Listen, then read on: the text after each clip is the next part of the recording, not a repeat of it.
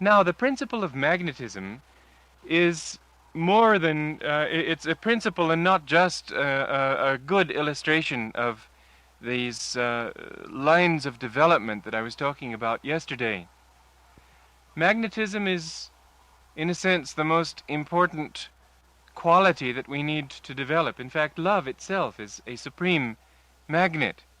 Master said that it's God's love that holds the planets together through the principle of magnetism. In other words, that the gravitational force is only a worldly expression of the spiritual eternal principle of love. Just as on the law of physical manifestation, the law of action and reaction is only a manifestation of the higher law of karma. There are not different worlds that are unrelated to one another, physical, mental, spiritual. They're all together. The laws of the spiritual world apply in their own way on the physical world, and vice versa. You can take any physical law and refine it to the point where you understand a spiritual principle, if you look at it with discrimination. I remember once when I first met Master, I was with him out at the desert retreat in 29 Palms, and he asked me, what is it that keeps the, let's see, how did he put it? What is it that keeps the earth from going into the sun? And I thought, well, he probably wanted some instruction in basic astronomy, so I didn't know. I told him, well, it's the centrifugal force of the earth, sir, that keeps it always pulling away. It keeps it, pulling away. What is it then that keeps it from getting away from the sun? And I said, that's the power of gravity that is always holding on to it. And he didn't say anything, he just smiled. And I thought, well, I wonder why he asked me that one. It was a long time afterwards, because he didn't often explain these things. He just gave you something to think about. And I thought it was something he wanted to think about at first. Then I realized sometime later that what he was really talking about in allegory was the relationship of man to God. That God's love is always drawing on man, but man won't go into that love because he's always pulling away. And yet man can't pull away because that power is always there holding him. So it is that he was saying that it's God's love acting on this lower plane of a mere law like gravitation. You find again and again that the saints use the phenomena of the world to illustrate spiritual principles. And they don't do it merely because it's a good illustration, but because in fact on this level these higher principles are working, and they are seeing the subtle workings of the divine mystery in these seemingly prosaic happenings on this physical plane.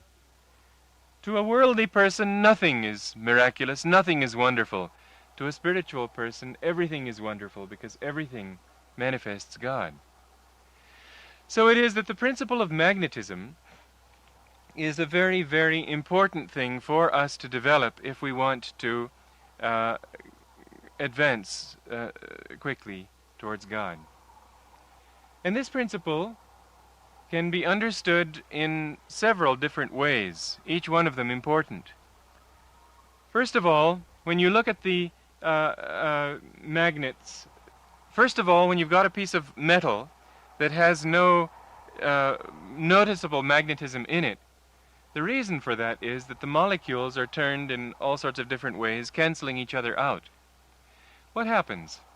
You put that piece of metal next to a magnet, next to a piece of metal where all the molecules are going north and south, and you find the influence of this flow, because there's such a flow created when all these things are turned in the right direction. This influence carries over into the other bar, and all its molecules begin to straighten themselves out too. You will find that if instead of trying to work on each little molecule of your being, which is to say each little fault, each little thing that you want to overcome, each little thing that you want to develop, if you will try to get into that flow towards God, that this will tend to turn all these different qualities towards God automatically. You won't have to think of each one by itself. They will all just begin to turn that way. Again, you can say that as you get a majority of the molecules turned that way, they will create their own flow. And so they say, to perform good actions, not worry about overcoming bad things, start doing good things. And those good things will create enough good samskars and enough good karma to finally overbalance the others. And then they too will have to be drawn into the wake of your good endeavors, and your whole life will become spiritualized.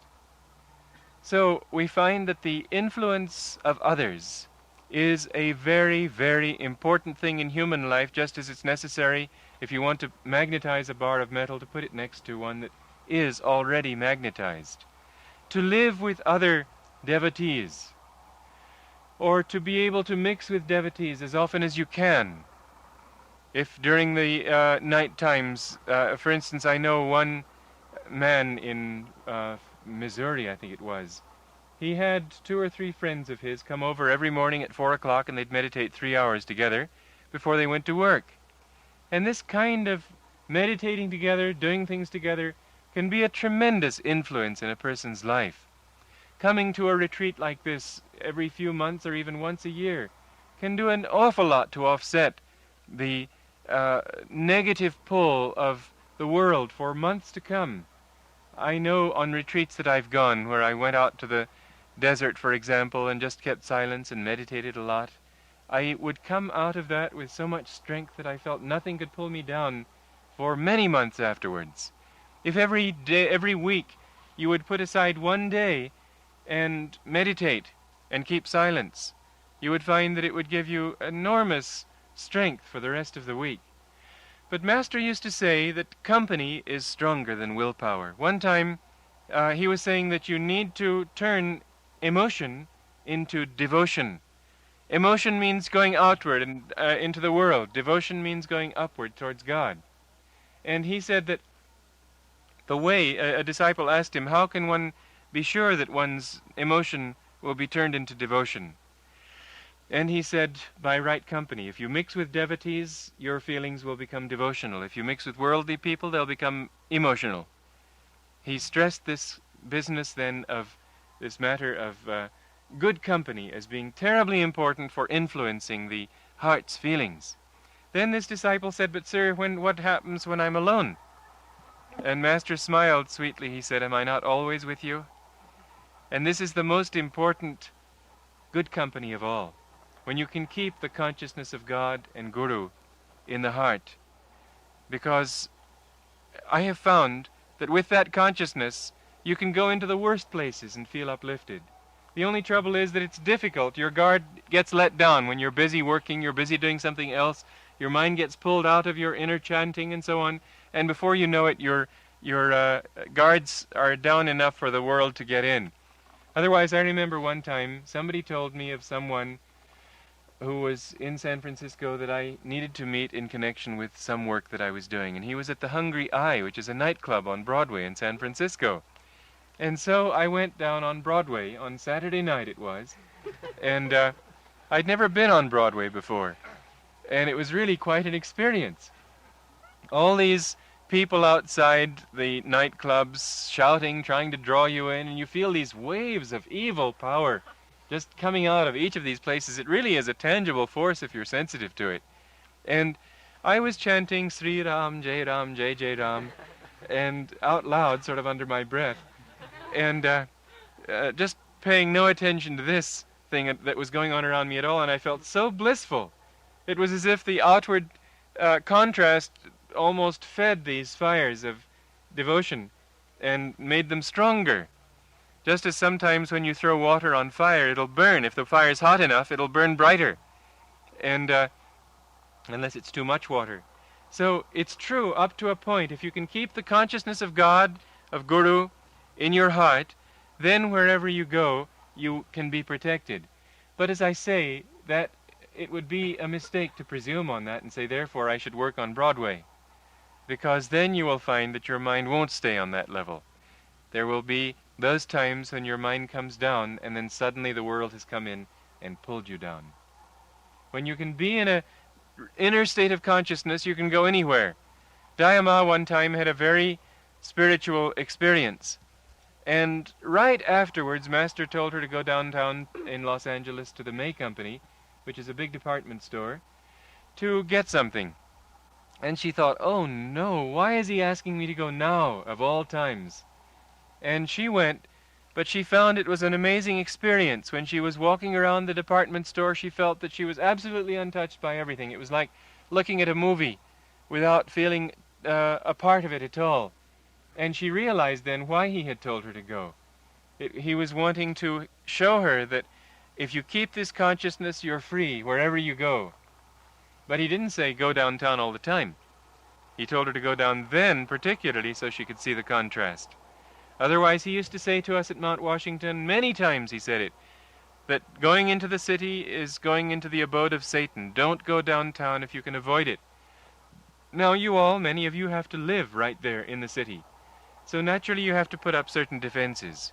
But one of the most important defenses you can put up is to get together with other people, or go to places as often as you can that are on the spirit, that are giving spiritual teachings. And of course, all day long, this is one of the most important things that they stress in all the teachings in India is japa. Japa means to constantly repeat in your mind the name of God, or some God-reminding phrase, like just reveal thyself, or one of the chants of masters. You will find that Indian teachers who come over here do something Master didn't do, who had lived in this country for a long time and was more in tune with the Western mind. And that is that they often will give you a mantra which they say you should say all day long. But the trouble with us is that we speak English, not Hindi or Bengali. And those languages are a little bit foreign to most of us. Some people find it easy to repeat those mantras, but many, many Westerners have a difficult time saying them.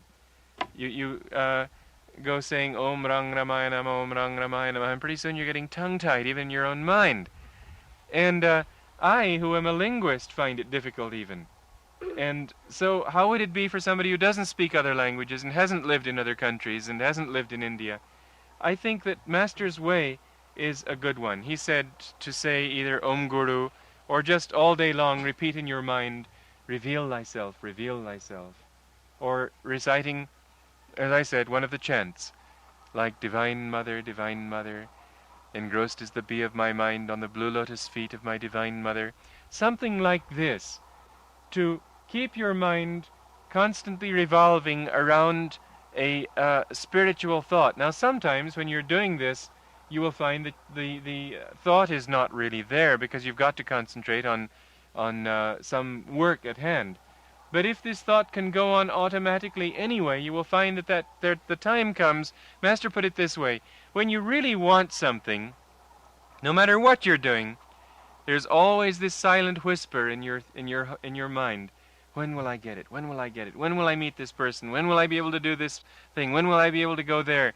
And always in the subconscious mind there's this whisper going on, this of constant longing. He said when you can get that kind of a whisper going for God, that will be the most real force in your life. That the repetition then of a mantra, while it becomes automatic sometimes, you will find that more and more it begins to sink into your subconscious and begin to pull, exert a tug on your heart to the point where you find that whatever you're doing, there's always this thought, wilt thou come, just for once come to me, wilt thou come, and so on. And you will see that this is the greatest way to develop that kind of magnetism that will draw, that will exert an irresistible pull on God's heart, you might say, and draw him to you.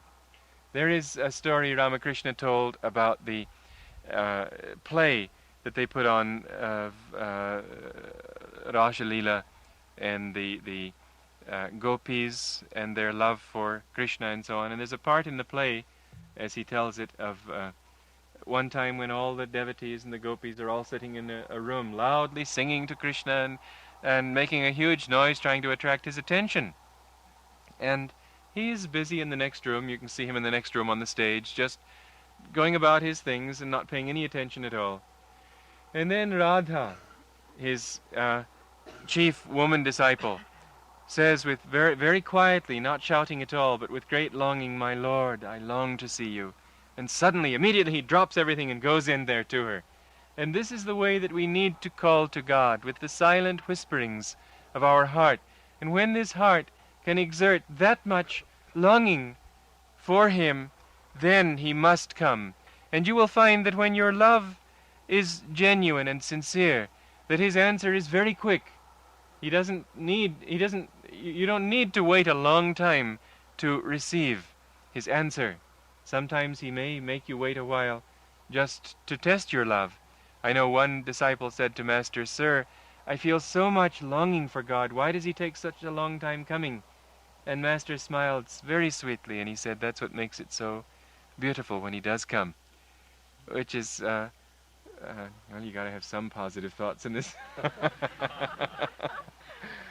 I say that because surely if his sweetness is absolute, then how can it be sweeter for delaying? But the fact is that is a part of the drama as far as our worldly consciousness goes. You know, in human stories of romance, they'd be a drag if the boy just saw the girl and loved her and she loved him and they got married and that was that. No, they've got to have all these obstacles put in the way. One of the best stories of romance is I Promessi Sposi. It's supposedly the greatest novel that was written in Italy some years ago. And it's amazing the hair-raising things these lovers have to go through, and for ages they never see each other, and they're locked in dungeons and impressed into armies, and God knows what else goes on. And finally they're together, and the reader feels so good. Oh, it's great.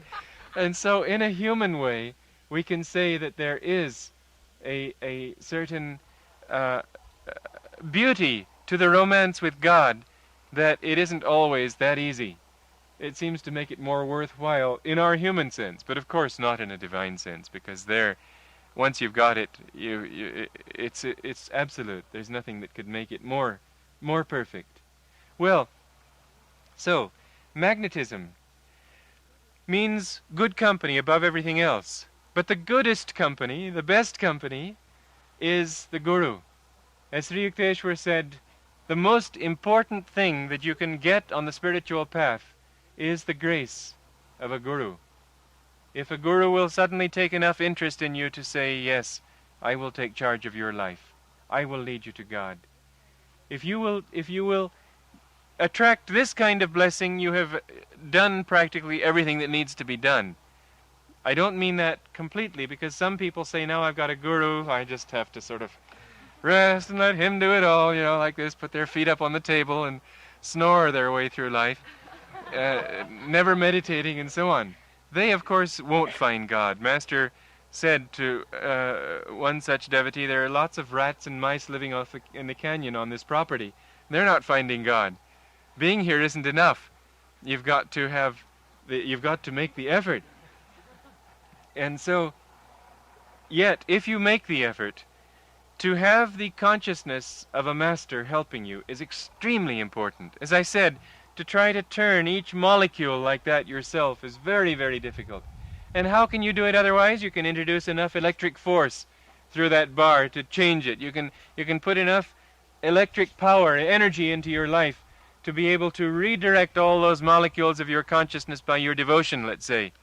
But it's pretty hard generating that kind of energy when you've got so many obstructions in yourself and your initial flow of everything is so weak. The mind that is trying to free itself of its delusions is already poisoned with the very delusions it's trying to free itself from. Like the story Master told of a man who was being bothered by a demon. And he'd read in the Vedas that there are certain ceremonies that you can use to get rid of these demons. In one ceremony, you take some mustard seeds or powder or something, and you say some mantras over it, some incantations, and then you throw the mantra on the demon, and it'll cease to bother you. And so he took these seeds and said the mantras into them, and then threw them on the demon, and the demon laughed. He said, "Before you even began saying your mantra, I myself got into the mustard seed." And the meaning of that is that the mind which we are trying to use to dispel the demon of our delusion is already poisoned with that very delusion. And it's very, very difficult to get out of it for that reason. Master said people are so skillful in their ignorance. And this is what he meant, that you're even while using your reasoning, you're misusing it. It's amazing to hear the kinds of rationalism that people use to defend their delusions. For example, a man will steal from somebody else, and he'll say, well, I'm doing him a favor. It's good for him. It'll teach him not to be so dumb as to leave things out there where other people can steal them. And next time maybe he'll be smarter. And anyway, everybody's got to get his in whatever way he can, and this man probably stole that money himself in some other way, because businessmen are hardly scrupulous either, and why should I be considered any worse than them? These laws are just man-made anyway, and if the law is always on the side of the rich and against the poor, and so they say it's perfectly honest to go out and rob people in business, but not honest to take the money from those people who have robbed. Well, I'm helping to reestablish the right sense of proportion by, and so he goes on and on and on, and it's just amazing how many arguments you can bring forward to support just about anything that you want to do. Reason usually follows feeling. And for this reason, for many similar reasons, people, when they try to advance spiritually, cannot really get very far without the help, without the blessings of a guru. This is the truth which many, many saints in all times have said. They don't use the word guru in the West, but they use it in other ways. In the Eastern Orthodox Church, the Eastern branch of Christianity, they talk of the need for a starets, which amounts to the same thing as a guru, a wise teacher that you go to who helps you out, and so on. But the West has not understood this principle as deeply as the East has, where they say that it's more than just giving you instruction. Master very often did not give us instruction, even when we wanted it, because he wanted to give us that power that would lift us up to a level where we would understand ourselves. And, for instance, we would come into his presence, and we would find, though we had come perhaps with lots of questions in our minds, we would find in his presence that we just didn't have any questions. He had, by the magnetic force of his personality, of his spirit, I should say, he had lifted us to a point where those questions no longer were real. You understand automatically when you're on a higher level of consciousness, not when you're thinking rationally about the question itself. Because thinking, you just think yourself into a circle. Every system of thought is a self-contained system and doesn't relate to other systems. It's like a separate little galaxy with infinite space between it and the next galaxy. You can really hardly, if ever, get out of a system of thought by reason alone. It always seems to come by inspiration. For example, Einstein's discoveries. They came to him very quickly, as an intuitive flash when he was in college. It took him years to write this thing up in such a way as to help other people to understand it. But the understanding that broke through classical physics into modern physics was an intuition. It was not a rational process. And you will find that any rational process will go step, step, step like this, but that leap between the last step of reason and the final insight is a chasm. Reason doesn't bring you there. You suddenly come to a point where, and you understand, but reason didn't make that understanding. It was an intuition that flashed upon you when your mind was ready to understand. A guru, the scriptures say, is the most important thing that you can get in all the three worlds. The guru makes you one with himself. He lifts you to that consciousness where he is, that you might be able to carry on your own. The purpose of the guru is not to make you a slave of his, not to try to impose his consciousness on yours. You will find that the guru works differently in each disciple. It's amazing. In one way, the disciples all seem to reflect the guru. But in another way, each disciple, the guru seems to have developed in a completely different way, because he's working on you. He gets into your mind and works on your mind from within, taking your mental tendencies. If your nature is devotional, you'll become more devotional. If your nature is reasoning, you'll become more rational, more wise, and so on.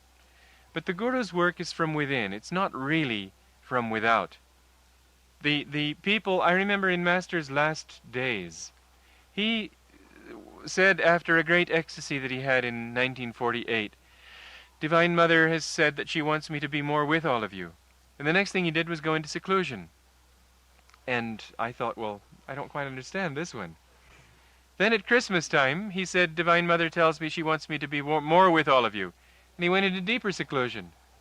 And this happened several times, and I sort of puzzled about how this could be, because he surely would want to do Divine Mother's will. And if he hadn't any intention of doing it, why would he tell her that was her will? And it just didn't make sense. Then I understood what he meant. That by being with us outwardly all the time, that we were thinking of him as a personality. We'd think, oh, he's in that room over there. And we wouldn't be able to have that sense of communion with him that we could get when we understood that the Guru was really here, inside, not out there, not somebody that was talking to you and so on. One time, Norman, another disciple, wrote to Master a note saying something about how whenever he looked at Master, he saw Divine Mother. And Master, instead of disclaiming it humbly, saying, oh no, that's not so, or anything like that, he just tapped him with his cane on the knee. He said, then behave accordingly. Because he had that consciousness. He said, I killed Yogananda long ago. No one dwells in this temple now but God. And he knew himself to be omnipresent. He knew himself to be as much in all of his disciples. He used to say to us, I know every single thought every one of you is thinking. That's a pretty steep statement when you've got a few hundred disciples to say it about. And yet he proved it to me, at least, many times. Something I had been thinking, something I had said, something I had done when he was hundreds of miles away. And he would catch me up on it every time. The little casual thoughts that had come through my mind even, he would say something. I remember one time when I'd been there about 6 months, he said to me something that, he said, I have plans for you. And I knew what he meant was to send me to India. And I felt very good. I wanted to go to India very badly. And then when I came away, I suddenly thought, but going to India means leaving him. And that cast a whole new complexion on the matter, and I felt very blue, and I thought, oh, he doesn't love me, he's sending me out into the world, he doesn't want me here anymore, and I felt terribly sad, and it took me a couple of days to pull myself out of it, I think. Anyway, I finally decided that after all, he knows what's best for me, and whatever he does, I'll accept, because it will be for my good. So when I left him, I felt fine. When I saw him again, I felt fine. But when he saw me the next time, he said to me, Walter, no more moods now. He said, otherwise how will you be able to help people? He knew everything I'd been going through. It was nothing that anybody could have told him or nothing that he could have seen. But he knew these things always, because his consciousness was one with the infinite. And as he said to me one time when we were going around the desert, when he was dictating his interpretations of the Bhagavad Gita, and he would have his hand on my arm, and many times during the walk around the compound there, he would pause, and sometimes he'd sway back and forth, and I'd have to catch him before he fell. And he was in a very deep state in those days. He said he was manifesting pure jnana then. And I remember him saying one time as he was sort of coming back to the body and starting to walk again, he said, He said, I'm in so many bodies, it's hard for me to just pay attention to this one body and keep it going. The consciousness that is in wait for each one of us is the same thing. I used to think, well, gosh, if all these different masters are all of them omnipresent, how come they don't bump into each other? The answer is that there's nothing to bump into anything. You are one with each other. Everything is one because you're in God. And so it is that the real help that he gave us, although it was important when he could talk to us, but the real help he gave us was the inspiration in our hearts. And how many people have found since he left the body that when they gave their hearts to him, he came and helped them, sometimes in visions, sometimes in just giving them the understanding. I know so many people have told me, I'm thinking of one friend of mine, that Master would come to him in dreams and tell him to do this or do that, and he would do those things. He said one time he wanted very much to get married, but he wanted to marry a spiritual girl because he'd had a very unspiritual wife before and had had much suffering because of it. And so Master came to him in a dream, and he said that I found you a wife, it's so and so he ended up marrying her, and they have a very ideal marriage together. The inspiration, the upliftment that a person feels from his touch is very, very blessed and wonderful. And this is what is meant by the importance of the Guru, the touch that he can put in your heart, the touch that he can give your soul. Many people nowadays say, well, but you should find some person who's living and go to him. And so they leave Master. I've known a number who have left Master and gone after some other and realized that they weren't getting as much that way as they had in the beginning, because Master was a greater soul. Master could help them. He said he would help them just as much after he left the body if they were in tune with him, if they sought that attunement. But that doesn't mean he's the greatest. Obviously I don't mean that, because how can you be greater than the greatest? Everybody is the greatest once they become one with God. But I do say that if you feel drawn to him, then you may be sure that that help can come to you. Now Master said that you need the touch at least once. But he gives that touch through his disciples. Even when he was living, he sometimes would have me give Kriya initiation to people on his behalf. And acting on his behalf, it was therefore he who did the blessing through me. And in this way also he does this through his disciples. And being in touch with those disciples, that inner contact is formed, and you find that you can work directly with him in your meditations. Now this spiritual power is extremely important, extremely important. It's the most important thing that you can get on the spiritual path outside your own developing divine love, which is the thing that makes it possible for you to draw that kind of blessing in the first place. But until you have that blessing, you will find that spiritual progress is very, very slow. As you will see among devotees who are trying to get there purely on their own. I know Master talked of one disciple who he said was thinking that he didn't need the Guru's help. He was just trying to get there on his own. He said, but he's bogging down. He said, he'll find out. He's already finding out.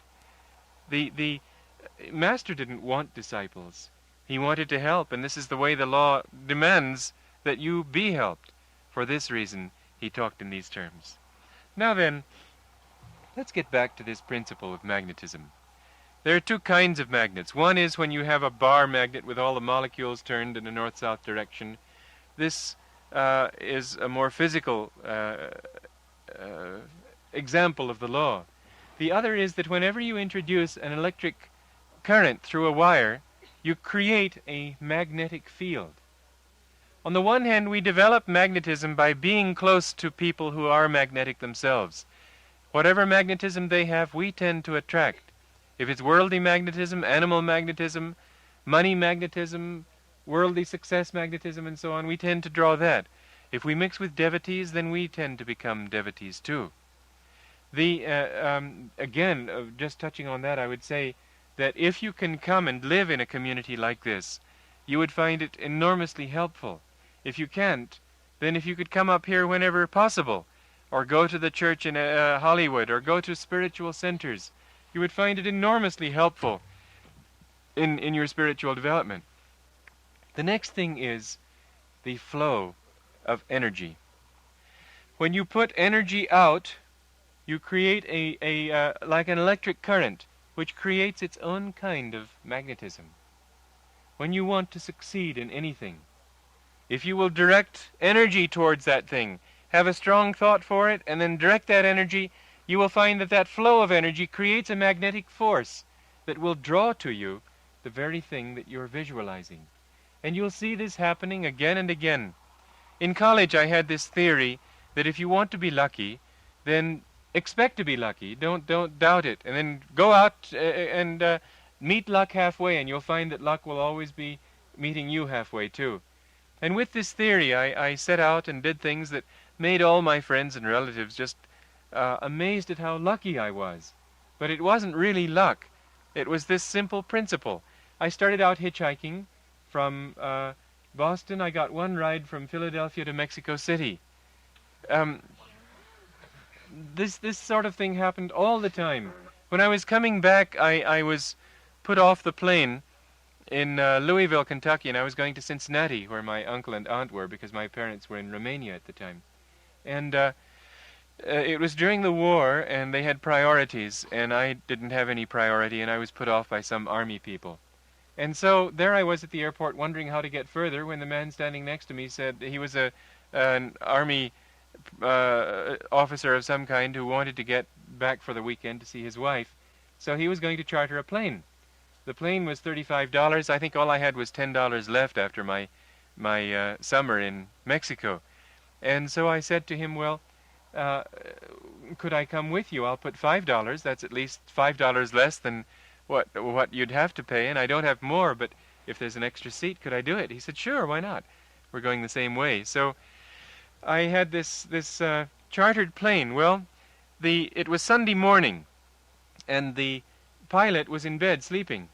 And so they had to phone him, and he lived on the other side of Louisville, and he had to drive a long way to get there, and this Air Force this Army officer was getting more and more impatient, and finally, like a spoiled child, he was just fed up, and he said, all right, if he's going to be this late, I won't go this way.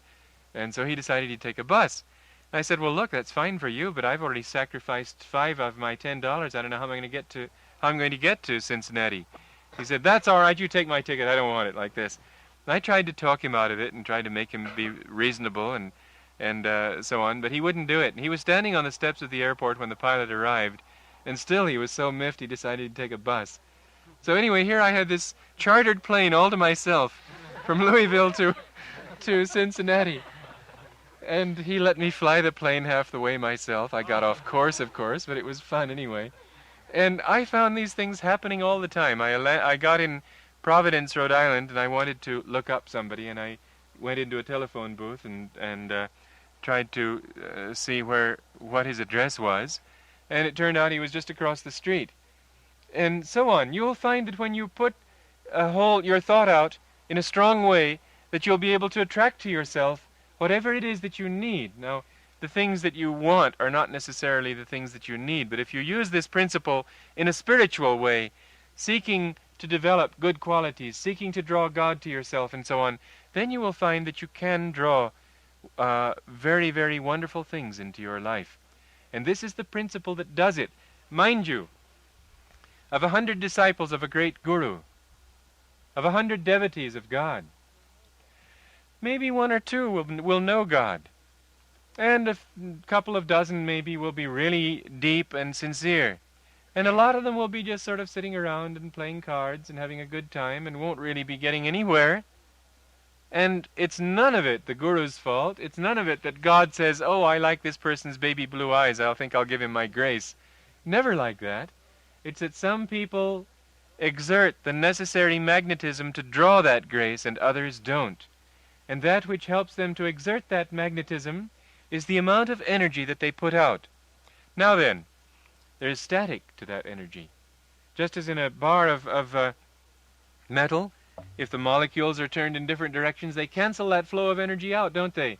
The same thing in your mind. If you want something, but then the other part of your mind says, oh, I don't think I want it, or oh, it's difficult, or oh, they tried it and it didn't work, or what if such and such a thing should happen? All these different conflicting, thwarting cross-currents of ego, as Master called them, these things make your overall flow of energy weak. You put forth enough energy to go forward 1 step, and then you put forth enough energy to go backward 1 step. You try to learn something, and at the same time the other half of your mind is saying, oh, I don't want to learn this, oh, it's difficult, oh, I don't like to. And you'll find, just as I was talking yesterday about when I was feeling tired because of all the work that I was doing, and when I went into myself and simply accepted those things, then I found that I had the energy that I needed to do what I had to do. what kept me from having that energy was all this thought of, I don't want it, oh, it's too much, and so on. Willingness, willingness. If you have willingness, you find that you can do anything that you need to do. Master said, the greater the will, the greater the flow of energy. You can be enormously strong physically. You can have the power to overcome disease. You can have the power to attract to yourself whatever you want. You can have the power to draw inspiration, yes. One time Master said, somebody said to Master, I should say, is it possible for inspiration to be under the control of your will? Master was at that time busy preparing he was dressing and getting ready to go down and give a lecture. And he said, yes, take down this poem. And he just stopped everything for a moment and started reciting a poem, just on the spur of the moment. Father, when I was blind, I found not a door which led to thee. Now thou hast opened my eyes, and I see doors everywhere. And I forget the whole prayer. It's in Whispers from Eternity. And when one book reviewer wrote a review of this book, he said, there's one prayer in this book that I can't resist quoting. It's so beautiful. And this is the one that he chose. You will find that when there is something to be done, some people will say, well, we got to think about it. We got to talk it over. We got to see whether it's right and so on, and maybe the ideas aren't all together yet and so on. That's true for most people, but it doesn't have to be true. If you put out a lot of energy to draw the inspiration and the insight, you can get that understanding right like that. You don't have to waste a lot of time. You can know right now what's to be done. And that answer is very usually the best, if it comes not just from whims, but from intuition.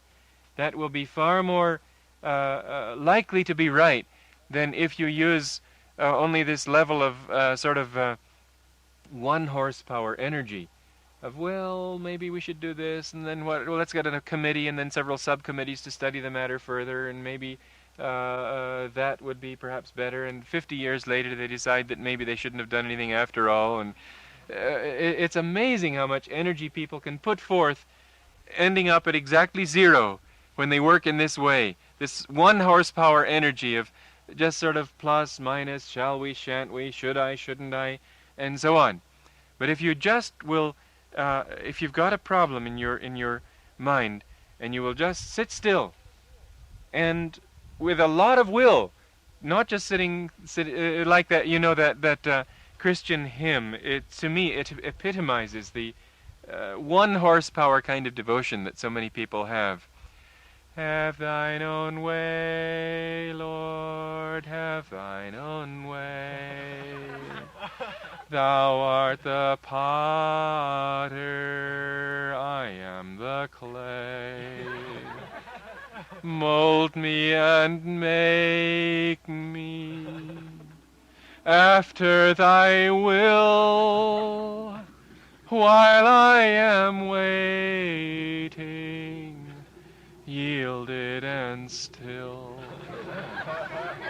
People who think they're... A lot of people just think that, well, if God's going to do it all, then we ought to sit back and wait for him to do it. Master told us, don't just plan your lectures and talk intellectually. Let God talk through you. Try to be in tune with him and feel his power and let that inspire you. And so I thought, well, I didn't know quite how this worked. And so one time in church, I thought I'd give it a test. And I said, well, if God really is talking through me, then why should I do anything? I'll just stand here and wait for him to start moving my tongue. And so I stood there and waited, and waited, and waited. And Brother Ananda was sitting in the audience, and he said later, he was just bathed in perspiration. But I was making an experiment, and I just stood there very calmly, waiting for something to happen. And after 2 or more minutes, that's a long time for a person to stand there when he's giving a lecture, not saying anything. Everybody thought I'd frozen. I finally realized that God was not going to come through. He doesn't come through when you sit there and wait for him to do it for you. As the saying goes, God helps those who help themselves. That would be another good reason for a thief, wouldn't it? If he wanted to use wrong reasoning.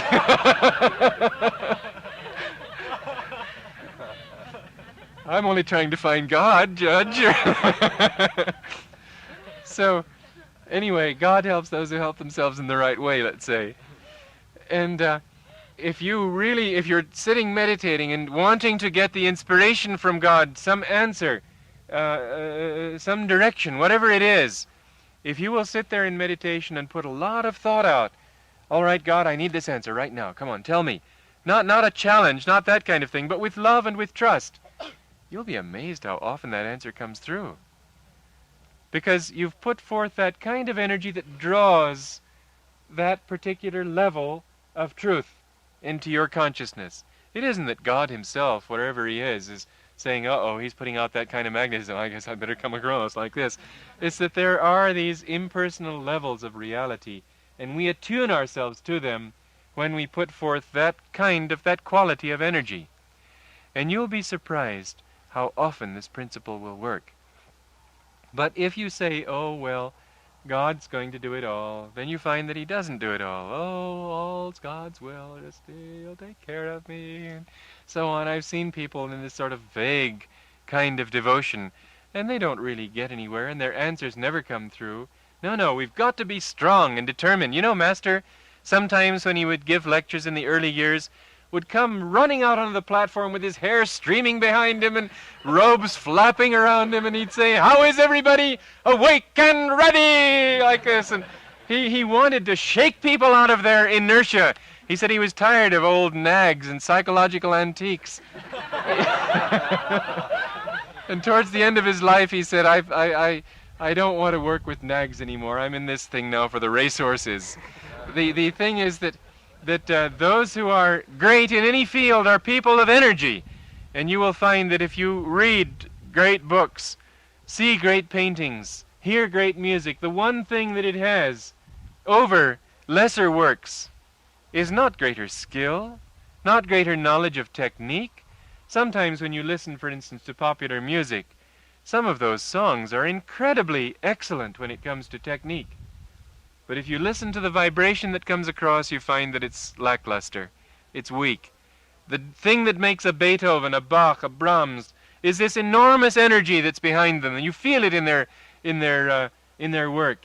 You listen to a Beethoven symphony, da da da da da da da da da, and you feel like getting up and dancing practically.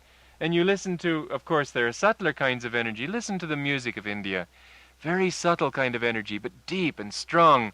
It just sort of sucks you into the infinite and makes you feel as if you're touching the stars. All of this, I don't say that energy has to be loud and noisy, but it's good in the beginning to start you off and get your powers together, and then make it softer and softer and softer while you're going more and more within yourself. But you will find that the hallmark of greatness always is energy. If you want to be great, and you jolly well better want to be great if you want to know God, because it takes greatness to find him, this is the way to do it. You don't have to be born great. You can develop that greatness. Master said will is the key. The greater the will, the greater the flow of energy.